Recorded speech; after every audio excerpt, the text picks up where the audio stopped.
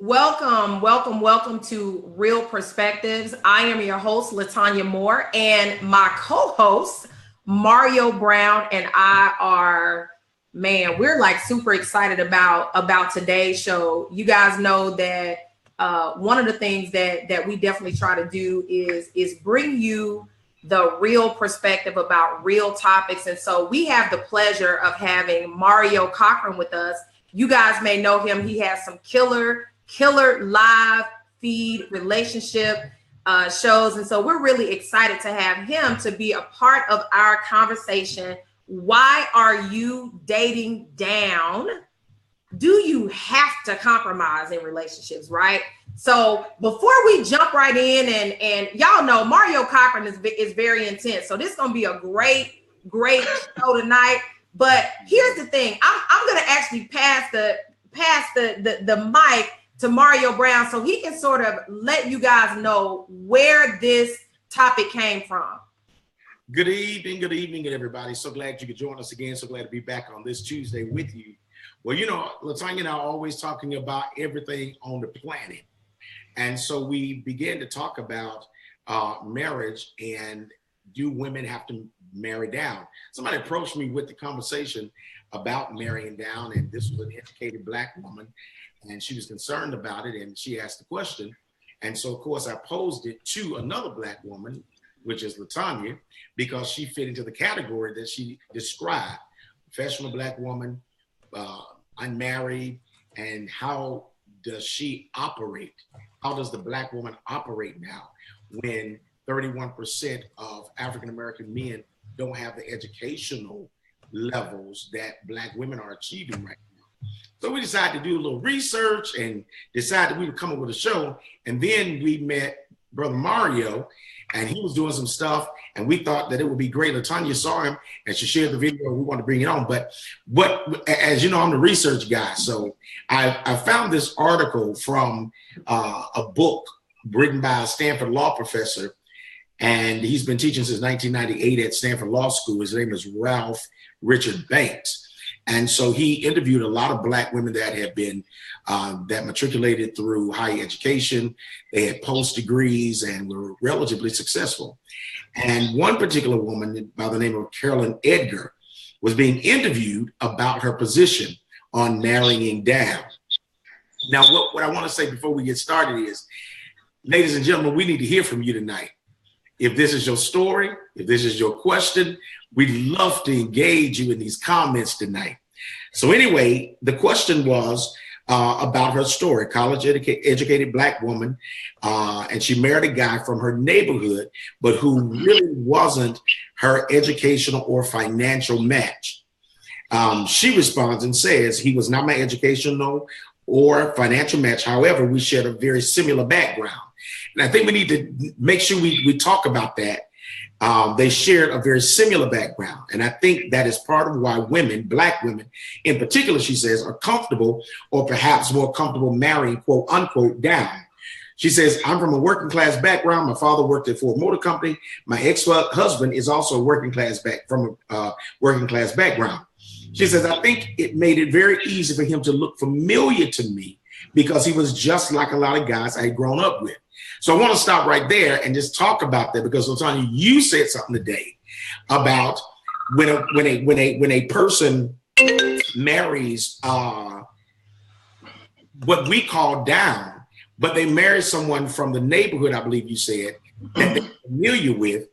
Is it really down? And I really want you to go into that so we can kind of take this a little further, kind of elaborate on that a little bit. Yeah, you know, my question was, what does that really mean, right? When you talk about dating down, marrying down, what does that mean? Because oftentimes what I hear is things like what you said, different educational backgrounds, different income brackets, and all of those things. That and for me, I'm like, well, is it really dating down if you are with someone that's kind of in line with what you're used to, the type of people that you grew up with? Because a lot of times I don't remember what you said as far as when those two people got together, but it could have been a situation where they really did get together and grow apart. you know, a lot of times people get together when they're very, very young. Nobody has anything. And then, you know, you got one person that's kind of shaking and moving and doing it. And then you got this other person that is just doing the same thing that they were doing 20 years ago. Right. So it may not be that when they got together, maybe they weren't dating down. But for me, I'm like, I need somebody to tell me, look, audience, Mario C, somebody, what is dating down? Mario C. I think that's first of all, I appreciate you guys for having me on. Definitely checked out a few of your shows, and I see the chemistry and the energy was on high octane. So I wanted to make sure that I run what I do. You know what I'm saying? So definitely I appreciate that. First of all, dating down. A lot of times when you think about that type of metaphor in reference to downgrading, I don't think it's downgrading. I think it's really you've come to a point where, listen, you know, I've traveled the world. I've either had kids or I'm ready to have kids, and the whole stresses of dating and just going through all the rigmarole. Right now, I don't need somebody with a PhD. I need you to be able to think. Like, I need you to know the difference between wearing Timbs and putting on a tie. I need you to know the difference between orchestra, you know what I'm saying, and rap music. Like, I just need you to be able to breathe and do all the human functions that I need as a human. A lot of people call it penis and attention. However, on this element right here, we just want to call it attention, companionship, someone to be there to facilitate our needs, our humanly needs, because we've, at some point, we've achieved that plateau of, I've reached a certain level, whether it's educational level or relationship level, and right now I just want to be with somebody to just, you know what I'm saying, show me a little attention, some companionship. I mean, what y'all think? That's a great point. Yeah. That's a great point. And you really bring out something for me, is because you are giving shape to the definition. You're putting words into a person's heartfelt moment. Because Kimberly McPherson Moss said, I think dating down for me is someone that doesn't support your dreams or goals. Everyone is not going to further their education, but support means more than prestige. So I think that what we're really saying is, okay, now that almost depends on the person and how they, whatever that global view is of that, whatever that language is, to how they feel and what's important to them. And Tonya, we talked about, as we were getting ready to come on, about the societal pressures that make us try and put a definition and some language to the societal definition and all of those pressures. So Mario, you make a great point. It feels so strange calling my name. But yeah, but you know, Mario, you make a great point, because you're saying what I don't need. The thing that's different is you're able to specifically say what you don't need versus what you do need. And I think the clarity is so critical now, is that every person has got to be able to say what they need and not be afraid for someone to say, I don't know how you could feel that way. Oh, are you sure you feel that way? And not be intimidated by that. This is what I need. I don't need a PhD. I don't need a master's degree holders.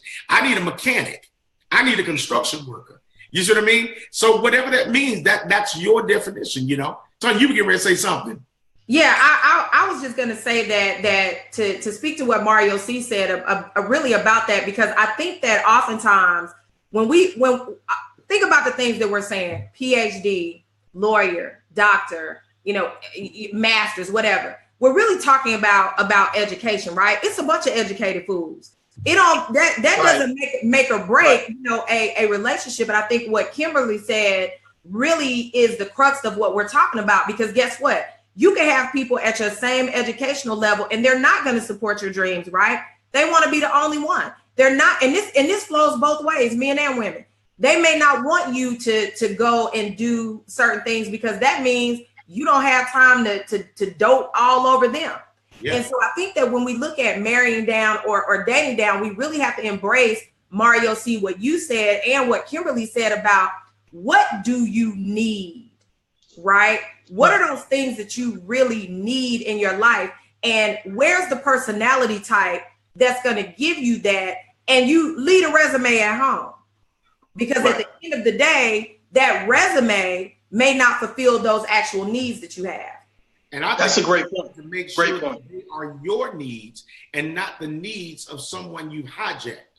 Because a lot of people, because you're sitting in the council of ungodly folk or folk that don't know what they want for real. And or godly folk. You know, I'm gonna keep it real tonight. Exactly, but they're actually infusing.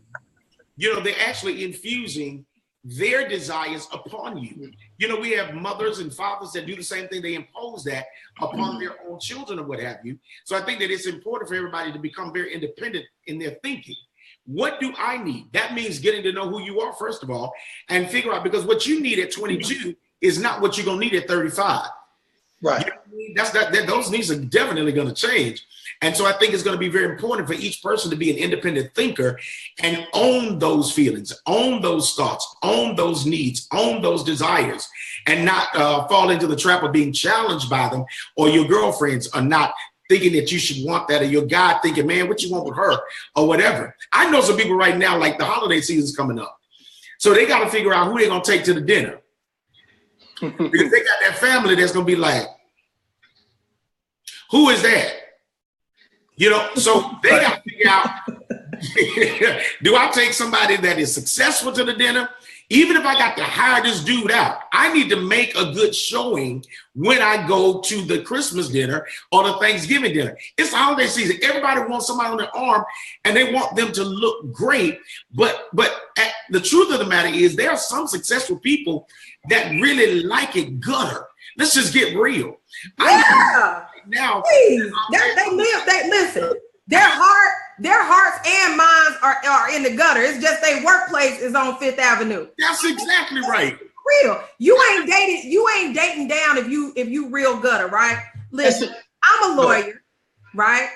But let's just be realistic. A lot of y'all know me. Okay? I can get hood if I need to. Somebody posted something on Facebook that resonated with me so much so that I'm like, I almost wanted to get a t-shirt. They said that both their salvation and their gangster was tempted at the same time. You know how many times that happens? However, but because I'm a lawyer, people feel like, well, you shouldn't respond like that. Or they test you because they think you're not going to say anything. It happens like that in relationships. Like let's talk about me. I put myself out there. That's all right. I've had situations where I didn't know something. It could be something like, I don't know how to change a tire. I don't know how to do that. And it's like, you're a lawyer and you don't know how to change a tire?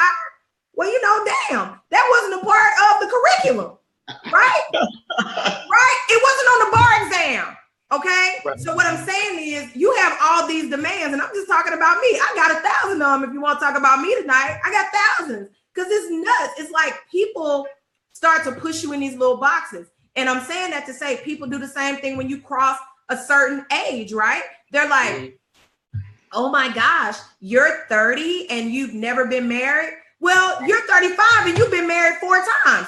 Who's smarter, you or me? Yeah. Right? And I'm not knocking anybody that's been married 4 times by 35. I'm just saying don't judge me because I was not married at 35.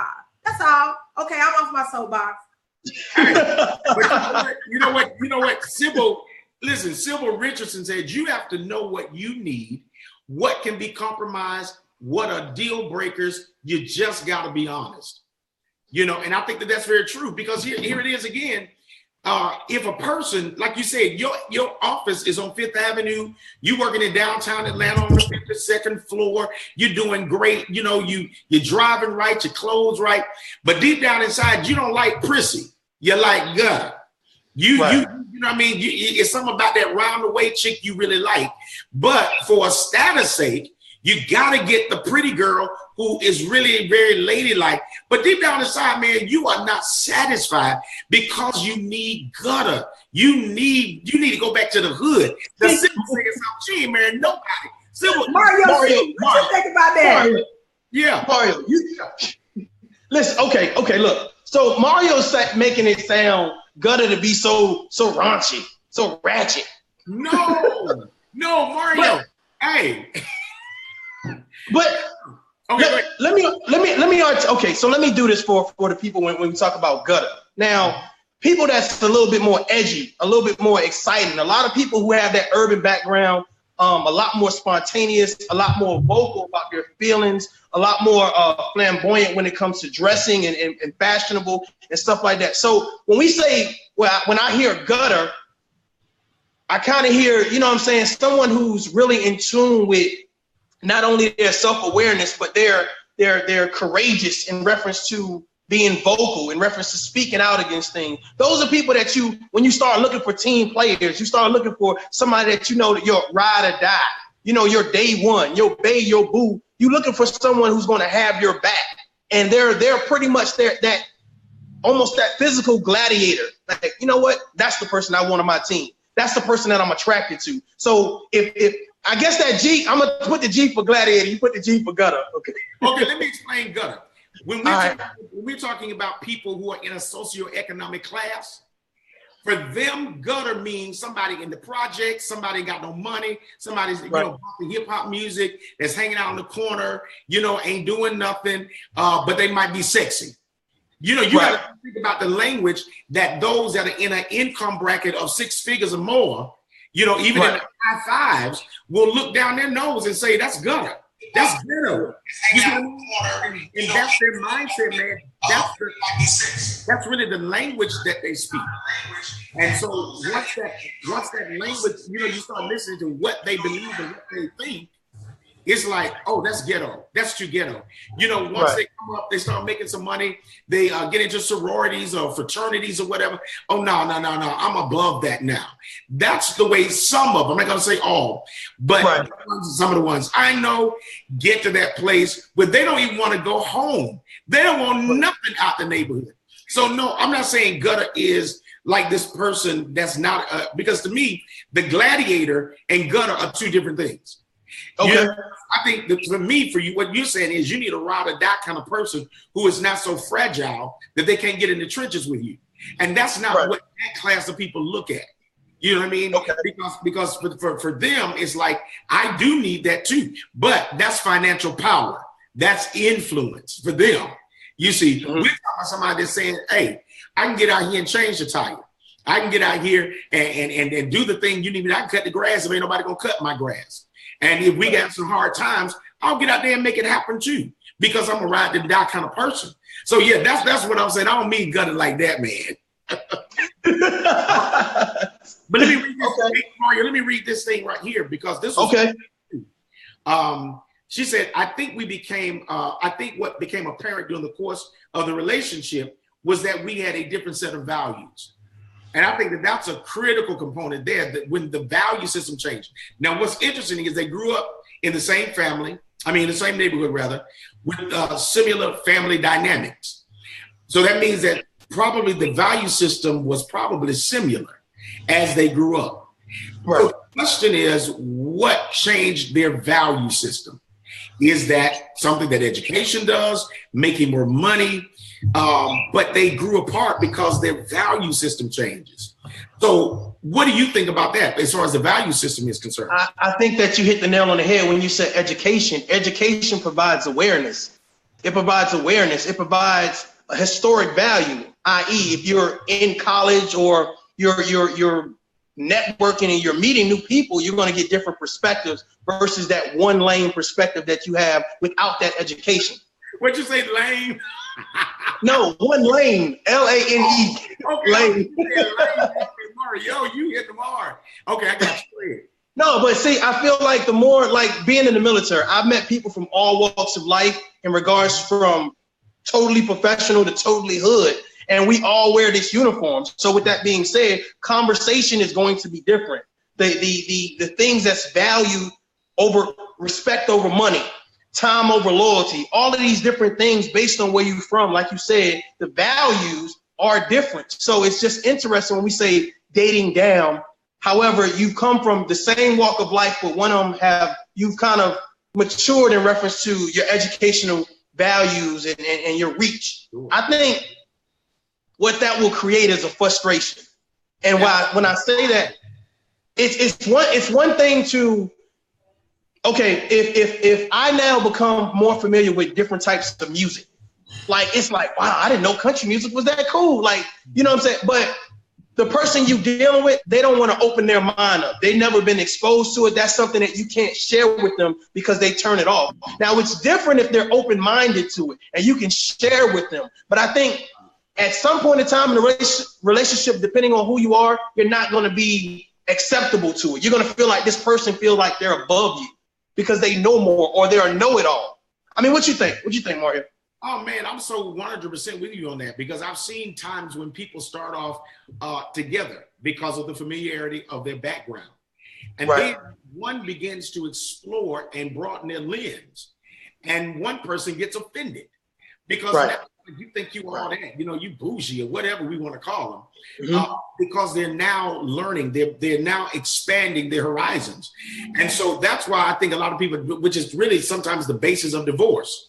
When I talk to people, the basis of divorce is not necessarily money. It's not infidelity necessarily, or the birth of the infidelity is we're growing apart. And that means that when I got with you, we were good. The sex was good. The intimacy was great. We laughed. We thought the same things were funny. But then I started looking at Dateline. I started looking at Nat Geo. You're still looking at Andy Griffith. You see what I mean? And they don't have that capacity to come in there and realize that we still got to find the common ground, if at all possible. But the value systems will change. And that's because we're all individuals.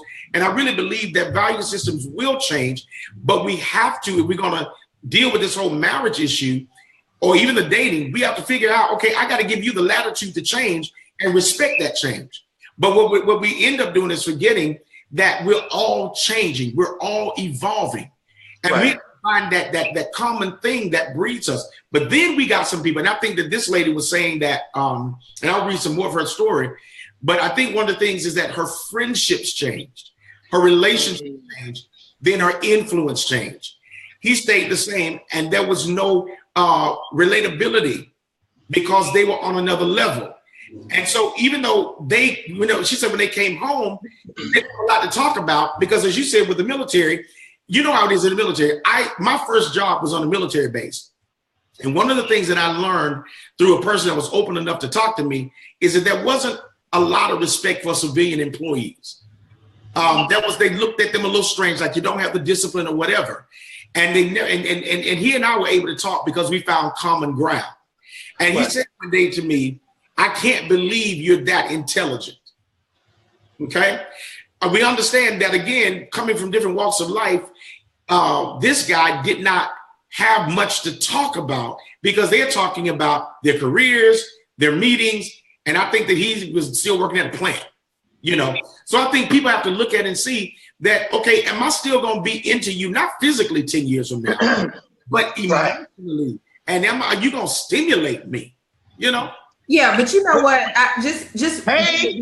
Hey. But listen, here's the other thing that I think we have to think. I mean, what I've been kind of sitting back listening, and what I'm really hearing is that it's a growth issue, right? One person is growing and thriving. The other person pretty much stays the same. Now, here's the thing. Sometimes you need that person that's constant. You need that consistency. See, it still goes back to, what do you need? Some people want to be able to have that person that they do the same thing every day. So now your life is chaotic. So now you can come home and say, guess what happened today? Yeah. And they okay with that, right? That's that security. But I'm gonna tell you what was happening. See, she talking about her, all this stuff changed. Her girlfriends changed, right? And she started seeing, well, such and such married to the chief of medicine. Mm-hmm. So-and-so married to a rocket scientist, right? I'm married to Bebe, who is a garbage man. See, that's what ain't in the article, right? Because what I'm saying is now you have a lot of outside influence. It may not be that. Here's the thing. You guys said something very key. You got to respect where that other person wants to go. Right. It may be nowhere in your eyes, right? They may say, look, I'm good with right where I am. I'm not trying to own the company. I don't want to be an entrepreneur. But I will tell you something, there's gonna be at some point an imbalance, because when you feel like, shoot, you striving, right? You doing all this, you want to feel like the other person got some get up and go. One of the things this is one of the things that I remember saying to my son. This was years ago. He had graduated high school, and I started noticing, wait a minute, when I go to work, you chilling, right? And then when I come home, you laying on the couch. That started messing with me. I'm like, I need you to do something, right? I can't leave and you chilling. I'm paying all the bills, right? This is my own child. We shared a body for 9 months. For me, ladies, if your man does this, I promise you, I'm okay with that. But seriously, for me, I started saying, yeah, this don't work. So that type of relationship won't work for me, but it may work for other people. And I think that's okay if that's what you want. I don't know that that's dating down, because I think it goes back to what the person was saying. Dating down is when you're with someone that doesn't work with your lifestyle, right? It doesn't work with where you are going personally with your life. But a lot of that comes down to you, because you picked the wrong people. That's a good point. That's a good point. You also said something else that I wanted to kind of throw my little tidbit in. The thing I think is, when you start dating down, I don't think it's just you dating down. I think it's your circle dating down. Like you just said, hey, if my husband is this and my wife is this, and I bring you around, we now are dating down. We now have to kind of simplify our conversation to kind of bring you a part of our circle. Yeah, we got to dumb down for your man. Yeah, I mean, I'm just saying, we all talking about stocks and bonds, and you don't know what a stock is. Right. You're going to kind of feel left out of that conversation. Yeah. You're not going to feel comfortable in your own skin. And it's almost like we try to protect our significant other like we would protect our children. I'm not going to put you in that predicament because I don't know how you're going to handle yourself. So let me kind of pamper you, or, just hold your hand. You don't want to feel like you got to hold somebody's hand. You want them to go for what you know. Have that conversation. But you know what? Interesting. Larry Price says most people are honest about whether their carnal needs, but not about their emotional needs.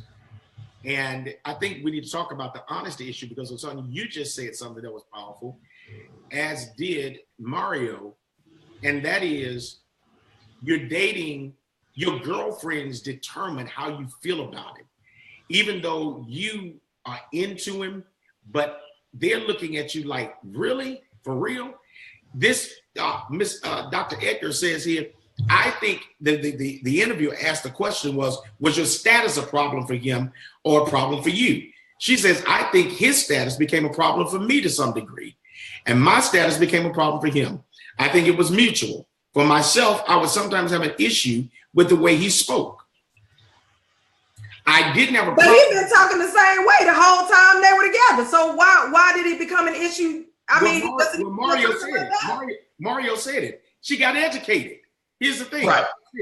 She says, she says that I didn't have a problem.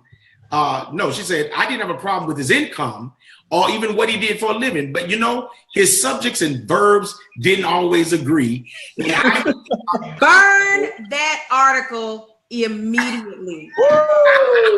Burn it. Oh, man. Burn that article. This is somebody, whoever she is, this is somebody that's trying to justify her situation instead of just saying, hey, listen, hey, I outgrew him, right? She need to be sitting back, right? Yeah. Like a boss, because that's what she's trying to say.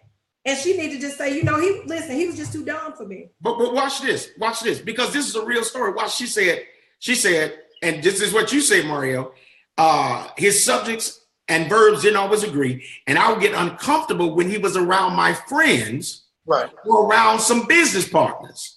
Right. That would make me nervous, and I would sometimes criticize him about that, probably not in the most loving, supportive way.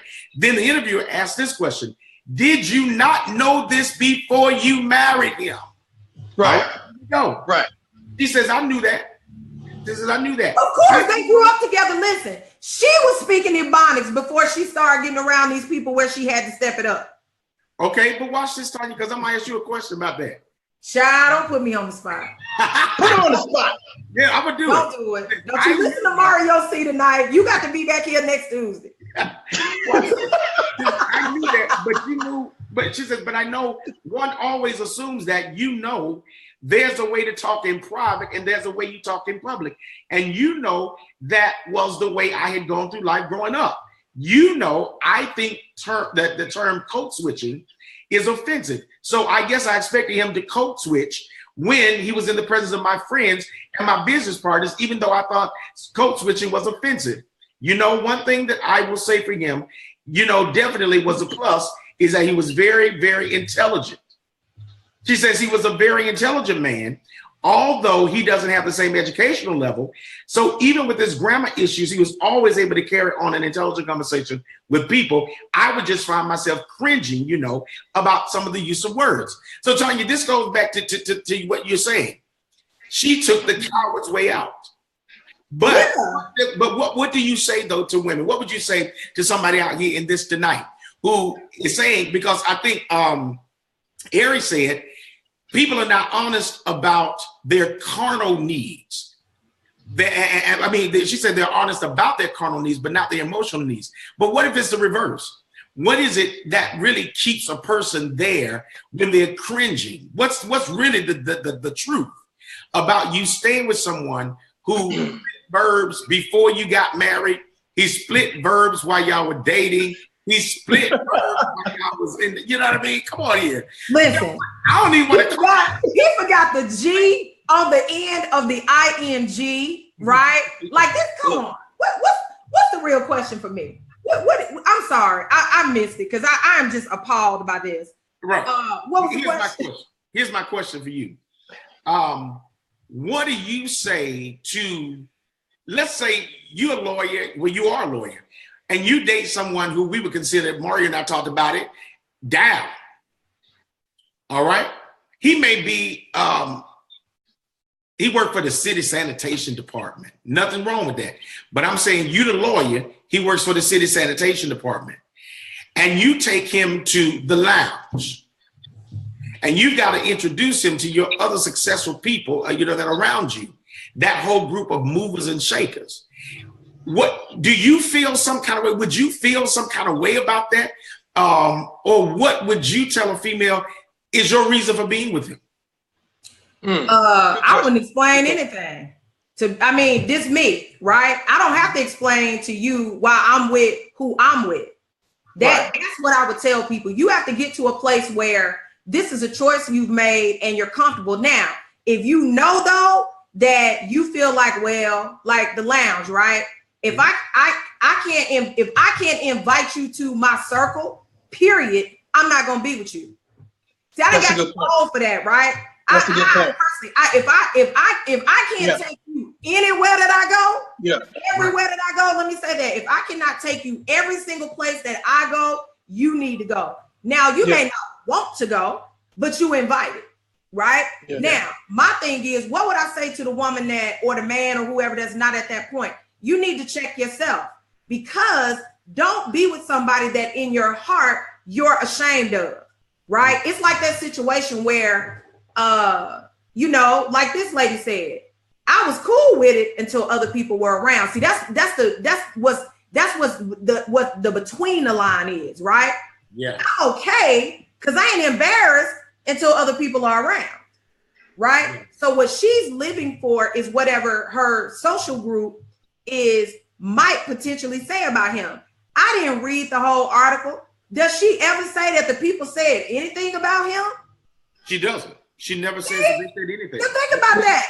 So what I'm saying is you got to live for you. That's why, to me, this whole concept of dating down really doesn't exist. Because if this the person, or shouldn't exist, because if this is the person that you decide that you want to be with, fine. Now, let me tell y'all LeTonya's experiences with the quote, dating down. If that's what we want to talk about, it never works, right? I know me, I'm assertive, right? Other people may say aggressive, that's okay. But I'm assertive, I'm a go-getter. I am that person that, look, if the grass need cut and you told me Saturday you was going to cut it and it's the following Thursday, I'm going to need somebody to cut this grass, or I'm going to get out here and cut it. Because that's how you just got to do. You can't wait for somebody to do for you. I've been in that situation, right? I've been in that situation where guys like, well, you act like you don't need a man. I want him though, right? I want you. That's the problem. Because if I needed you, then you'd be calling me a gold digger. If I said, look, I need my light bill here, baby, I'm gonna need you to pay that. Oh yeah, my mortgage, I need you to pay that. See, then I'm a gold digger, right? But then if I pay my light bill, I pay my mortgage, I change the tire, or I call AAA, now you saying I don't need you. See, that's the conversation, y'all, we gonna have on another night. Well, somebody, that's the problem right there. I need to jump in here, Mario. Huh? I need to say something to her because she ain't gonna just boss up on me like I ain't on this line. Baby, listen. You know what I'm saying? Don't take it personal. Don't take it personal. We like hey, Your Honor. Wow. I move motion for real. So check this out, because you said some pretty good stuff. My thing about it is this: if you're not brave enough to bring a person to your circle, like you said, you shouldn't be with them. Okay, but here's the thing: you just said if you're paying your mortgage, your car note, you're doing all of these things, you don't need a man, but you want a man. So let's deal with that premise right there. You want a man. A man has to do basically very little to be with you. Basically, give you the attention, basically give you the companionship that you're looking for. Because you're not looking for a man to buy you, because you can provide for yourself. And that's the thing when we start talking about dating down. You're not looking for someone to come in and swoop you off your feet. You're not looking for a sponsor. You're looking for a companion. And sometimes when you can't find a companion to your left and right, you start looking down. You start looking down. You don't look in the circle that you are anymore. Now you start looking at, you know what? This guy that work at McDonald's, she's always complimenting me. He noticed that I got my hair cut. He noticed that I'm wearing new perfume. So you start in the back of your mind subconsciously, you start telling yourself, you know what? I might want to try that. That might be something I want to try. You might meet a dude at the bus stop and you're at the light. You know, hey, I love your car. And in just that quick instance, you guys connect. So I don't think it's dating down or dumbing down. I think it's more of a convenience. It's available. It's the attention that's provided is something that you long for, something that you want versus you need. Talk to me, Mario. Let's shift a little bit and reverse the dynamic. Because historically, somebody just said that I was dead wrong for being on here with two men and they have my back, but that's all right. That's all I'm saying. Hey, I want somebody from my audience so I can get them. Listen. Let me address that. Don't worry about her. I promise you, she can hang with us. Y'all need to come on the show. We didn't invite y'all to call in. We didn't invite y'all to the show. Y'all have the opportunity to let us know what you want to do. But she can handle her own, I promise you. But here's the thing. Let's change the dynamic, because historically, it has been thought that the male brings the woman up. Mm-hmm. Historically, protected. Absolutely. But right. Even financially, because remember, historically, the man was supposed to provide. We can go all the way back to the Bible. You know, when Eve shows up, Adam has already got everything she needs. She's brought into his home. All the provision is right there, and he's working. So Eve does not have to do anything. So now we have a mental picture that the man is supposed to already have something. Historically, through Jewish customs, when it was time you want somebody, you want to marry somebody, you got to bring your stuff to the table and see what you're offering. So historically, we have that image in our mind that the man is definitely that person who brings the status of that woman up. Now, my question to you, Mario, and I want you to address this: what has happened? Because now we've seen a slow reversal. We've seen a slow reversal now, where it is not uncommon for mothers to even tell their sons, you need to get somebody that got something too. You need to get somebody that brings something to the table also.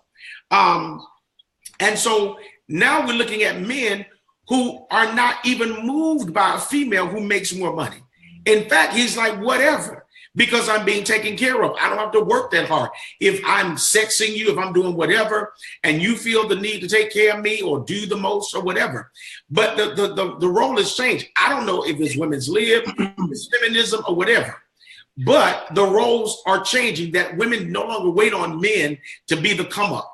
They've taken those roles and they're leading them. So what do we say now that the roles have changed, and even the image of the successful woman? Because if you look at commercials, we see very successful, powerful women, You look at CEOs and who's running companies, a lot of powerful women, you know. When it comes to our community, we do not see, even in our community, Black men as heads of corporations, major corporations. But we do see women moving up that food chain. So what do you think about that dynamic and what's happening with that? I think, first of all, that's a great question. So let me lay this out for you guys. One, I think that when it comes to African-American men, we don't network like we should. We don't communicate like we should in regards to building up each other. I think that women, they have a premise where they don't mind networking. They don't mind the sisterhood of making sure that the next person comes up. And I think that everything, or a lot of things that we see in regards to on social media or any type of social outlet, we get that Black girls rock, Black girls magic. We get that premise of promotion. We get that premise of togetherness. We get that premise of sisterhood. So therefore, when you start saying, hey, you don't need no man, you strong, you're independent, you're a Black woman, you're a queen. What happens is, as you begin to rise in reference to how you think, how you look at the world, how you say, you know what, if these Black men don't have it together, then we're going to keep on marching, we're going to keep on moving forward. Some Black men are intimidated by that, so they fall back.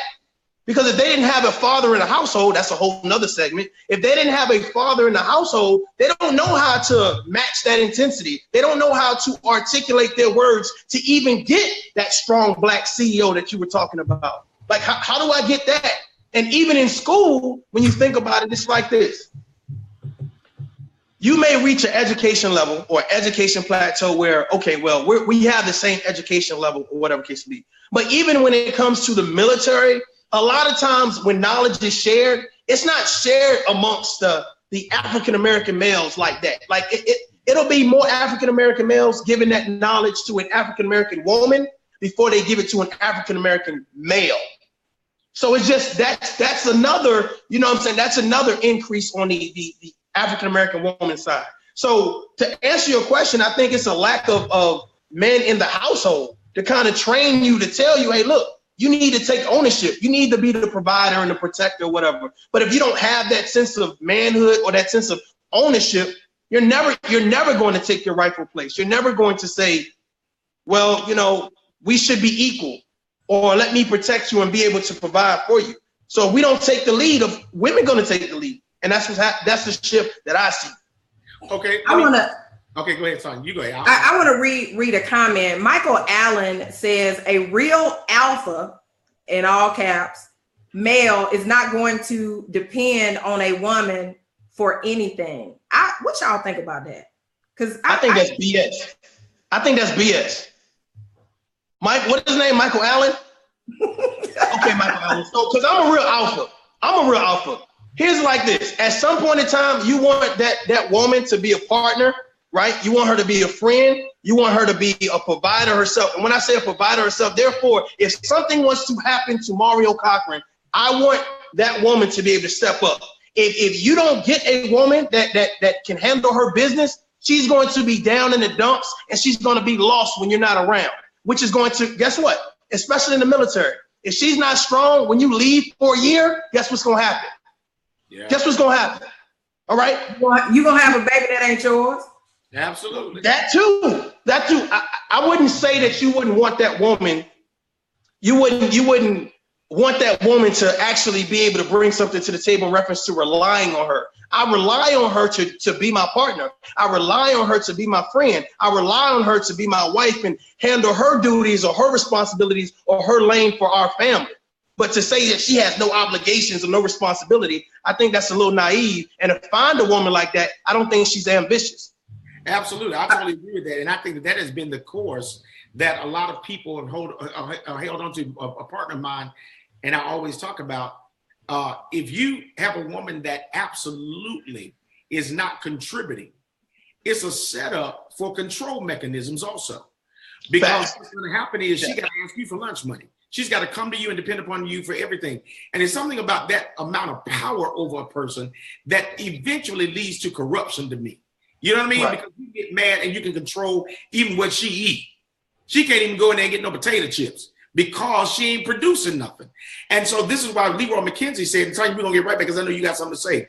He said that Eve did have to bring something to the table. She was created to be with Adam and to be additive for him to produce, not just physically, but in all aspects of life. But we never see her working. She may have brought her sex to him and the childbearing ability, but when we're talking about finances, when we're talking about what we're talking about as humans now, I'm gonna need you to stop with that madness. That I can't even let you finish that. Now that's just absolute madness. Let me tell you why. We got to finish this. Let me tell you why. Because the fact that Leroy, don't you listen to this. After whatever comes after this, don't you listen. Okay, Adam, again, God provided the way for Adam to provide for her. We don't see that story. We do not see Adam having to ask Eve for anything. We don't even speak. In fact, wait a minute, hold on. In fact, LeTonya, we always talk about get that Bible. When they got in trouble, he even told God, the woman you gave me, that I didn't even ask you for, you gave her to me. Yeah, and he was sucking his responsibility. No. Of course. Get out of here. He was working. He was at work. What is my listen?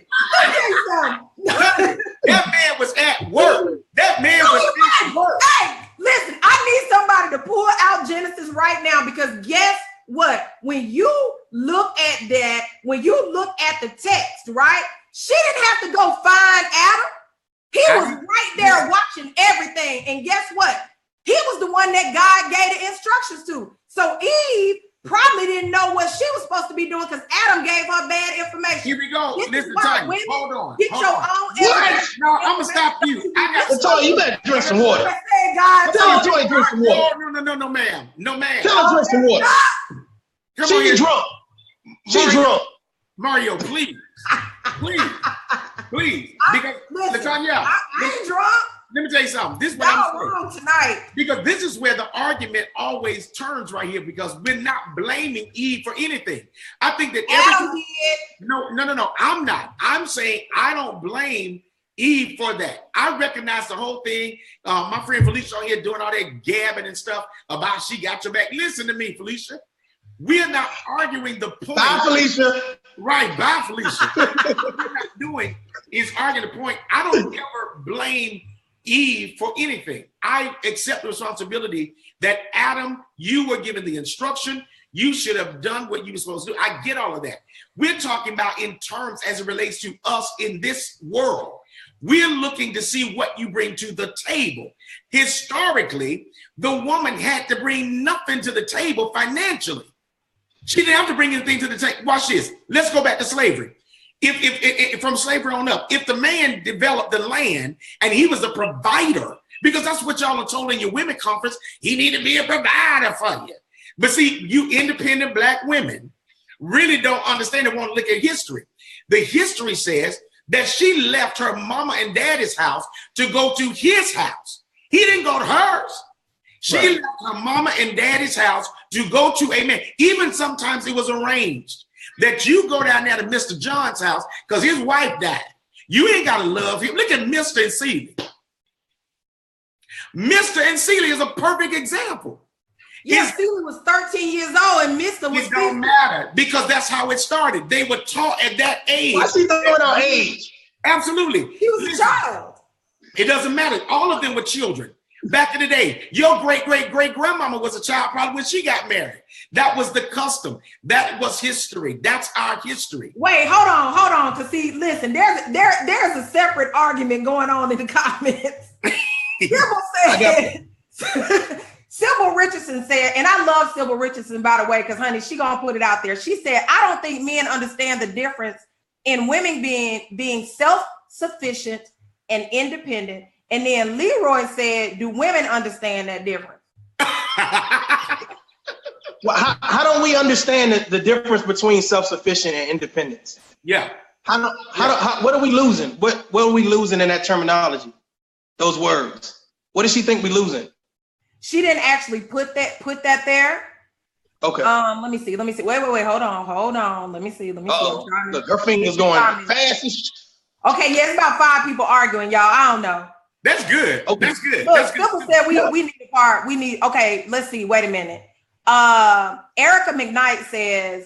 McKnight says, women need to have their own, so you don't have to depend on the man wholeheartedly, but we still must be vulnerable to the man and respect his place if he deserves it. A man wants to feel loved and appreciated. I'm trying to, it's some more stuff, but my phone won't pick it up. I agree with that. Yeah, I totally agree with that.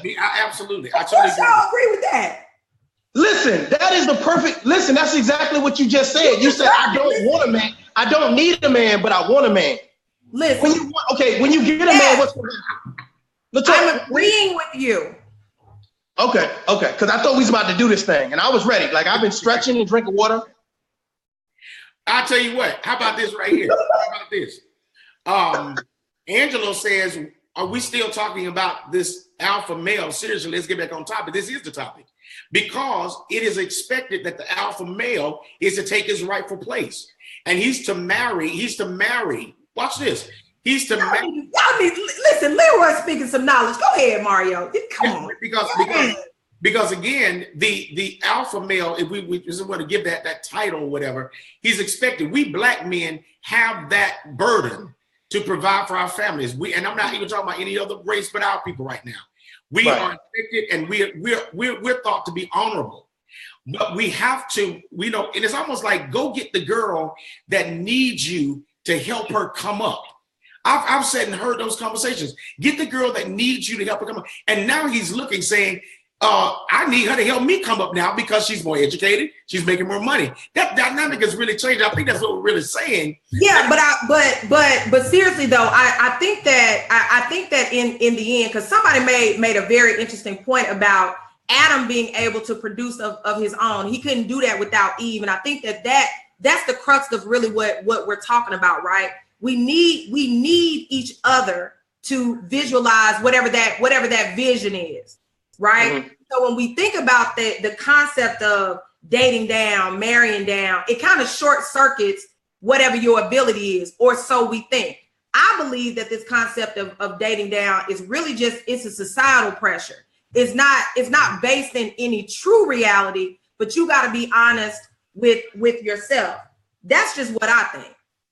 I think you got to be honest. I think someone said earlier in the comments, you can really be honest in that conversation. I think, Mario, you started out talking about having a real conversation in the first 30 days about things that really matter. And I think that when you get into a certain age group, you really have to start thinking long term. If you're talking about seriously dating, we're on the 30-day mark. We're kind of get into that exclusive dating mode or whatever. You do have to start thinking in terms of that. Like, where are you going? What are your values? What do you see your values changing into? You got to have that conversation, because I don't want to get here and we find out that our value system, because we've been sexing, we've been laughing, we've been having a great time, but we find out later that our value systems are actual deal breakers, because we ain't had the right conversation. That's a great point. Yeah, and really have those conversations. That's a great point. I think at the end of the day, are we willing to compromise? And what are we willing to compromise? Within the first 30 days of you actually having those intimate conversations with whoever it is that you're dating, you're asking the hard questions because you want to know the real answers. So you get into a point where you're saying, okay, well, let's talk about education. How do you feel about it? If they come across, I didn't think getting a college degree was important. You know what I'm saying? I'm more educated off of life. Well, you're going to get that. You're going to get that feedback if you ask that question, because you're providing that conversation that's going to get you to either know, what, I can compromise, or I can just say, this is not for me. The problem is that, like you said, we get lost in the intimacy of the interaction, the companionship.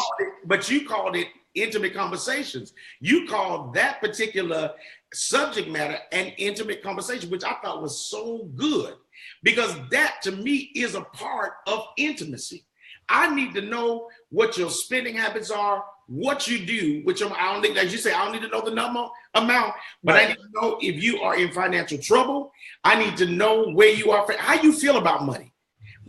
How do you feel about money? Mario. Because if you don't respect money, if you don't honor money and do what you're supposed to do with it, what are we going to do when I really am astute about keeping my credit together? Mario, great point. How many people ask that question, are you in financial trouble? Is there any financial hardship that will stop us or hinder us from buying a home or taking a trip? Or that's what I'm saying, the intimate conversation. A lot of people think the intimate conversation is when we're in the bedroom, or the text message that I send, the sex message that I send. Girl, you better hurry up, get home. Yeah, you better put on that thing. You know what I like. So those are the things that they think is intimate conversation. But that's when you're actually out on a date and you're drinking that wine or whatever, and you're asking those hard questions. But we don't ask them because we're enjoying the companionship. That's right. That's right. I'm telling you that the companionship can be blinding. And you can really get blind because you are, and if it's been a long time since you dated or had someone you enjoy, you tend to not want to have any conversations that are going to complicate the matter because you have a great time. So, if you start asking about monetary issues, you're scared first, or women particularly are scared you trying to get married. And we're just trying to kick it right now. So to ask that, you risk almost this thing going crazy. That this is it's gonna go crazy anyway. If you want one thing and the other person just, if you on your head to get married, because you know how some women are, date two, they figuring out what the China pattern gonna be. You know what I'm saying? Right. So if you thinking that way and the other person is like looking at you like tonight's steak dinner, then you gotta understand that it's doomed anyway. So my thing is, look, find out if that person is interested in the same thing that you're interested in early on. Now, men a lie because they think all women want a relationship, so they're gonna tell you that. Right? While they figuring out if you're gonna be a well done steak, if you're gonna be rare, right? Because if you rare, you're ready to eat real quick.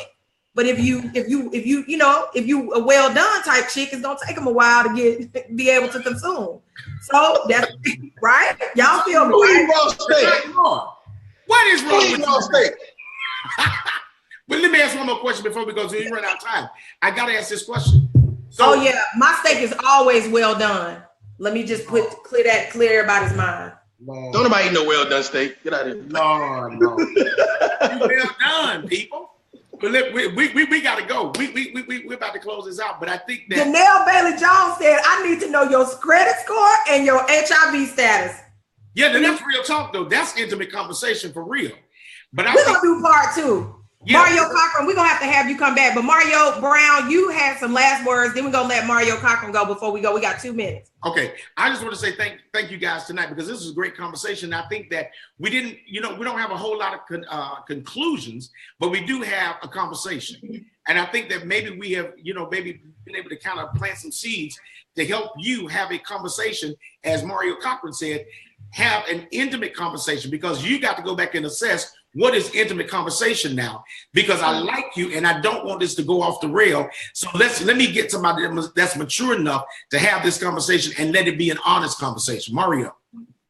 Hey, ladies and gentlemen, again, I appreciate you guys bringing me on. Definitely a great conversation. Again, like Mario was saying, the intimate conversation, ask the hard questions so that way you can get the real answers. You can find me on anywhere, any type of social media feed at KTU 101, keeping things uncomplicated. Big shout out to my co-host, Ari Price, Todrick, and Louis Liddy. I appreciate it, y'all. Yes. Awesome. Well, again, thank you, Mario C, for being a part of the conversation. They are already asking for part 2. Mario B and I almost never do a part 2 of anything, but I think that this really deserves a part 2, probably a 3 and 4, because it's probably going to be completely off the chain. But I'm letting both of y'all know next time I'm about to get some reinforcements, because I feel like y'all tried to, y'all really tried to go there. Bring it. And you know what? Yeah, I'm being vulnerable right now, and y'all walking all over me. See, listen, ladies, they weren't serious about all that stuff that they were saying tonight. I'm being very vulnerable right now, and look at me. Oh my God! Oh please, y'all know that's hilarious. That is hilarious. That's hilarious. This well done steak is out of control.